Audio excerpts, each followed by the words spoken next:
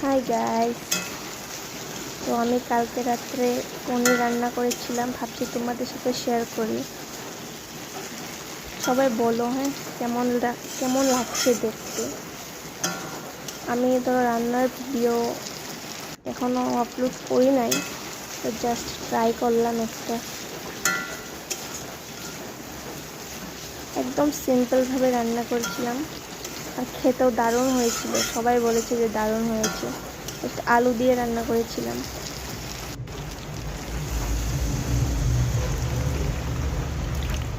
তেজপাতা, লবঙ্গ, তারপরে জিরে, তারপর এলাচ, দারচিনি এগুলো সোমবারে দিয়েছিলাম। তারপরে জিরে গুঁড়ো, তারপর গরম মশলা, এগুলো দিয়ে রান্না করেছি। পাতলা ঝোলও না, বেশি ঘনও না, একদম মাখা মাখা টাইপের করেছিলাম। তো সবাই ভালোই পেয়েছি, খেয়ে ভালোই লেগেছে, সবাই বলল। কালারটা কিন্তু দারুণ এসেছিলো গাইস, দারুণ যাকে বলে। লাস্টে দেখতে পারবে কালারটা, জাস্ট ওয়াও।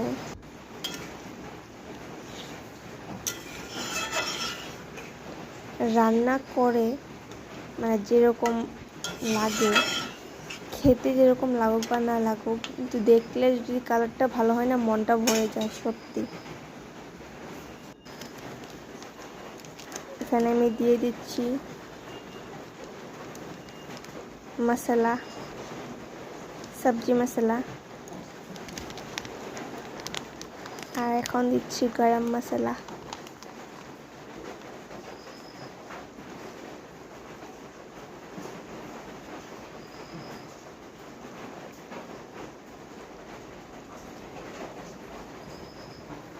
এক হাতে মোবাইল ধরে রাখছিলাম গাইস, তার জন্য বেশি একটা ভালো হয় না ভিডিওটা। তো এই পর্যন্ত আমার ভিডিওটা, টাটা।